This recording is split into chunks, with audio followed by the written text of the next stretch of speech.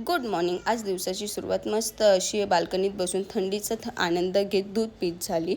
आज मार्गशीर्षचा शेवटचा गुरुवार होता म्हणून मस्त अशी साडी घातली, छान मी रेडी झाले आणि देवीची घटस्थापना केली। घटस्थापना झाल्यावर संध्याकाळी मी प्रत्येक सवाशीणला घरी बोलवलं। आज त्या प्रत्येक सवाशीण देवीच्या रूपात आपल्या घरी आलेले असतात म्हणून मी त्यांना हळद कुंकू लावलं, त्यांची पूजा केली। त्यांच्यासाठी मी रुमाल आणि टिकली ह्या वस्तू गिफ्ट देण्यासाठी आणल्या होत्या, त्या त्यांना दिल्या, त्यांचा आशीर्वाद घेतला आणि सगळ्यांशी खूप छान अशा गप्पा मारल्या।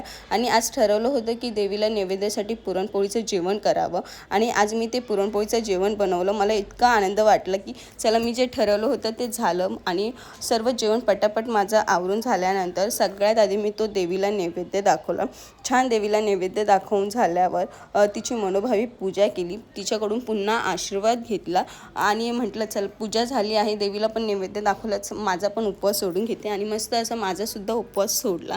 सर्व झाल्यावर एवढं सगळं जेवण बनवल्यानंतर जो पसारा असतो की तो विचारायला नको आणि त्याच्यात अन्वी एवढी मस्ती करत होती की तेही विचारायला नको। सर्व पटापट आवरला आणि माझ्यासुद्धा दिवसाचा मी शेवट केला। जर तुम्हाला हा व्हिडिओ आवडला असेल तर प्लीज लाईक करा, शेअर करा आणि माझ्या चॅनलला सबस्क्राईब करा। Thank you, bye.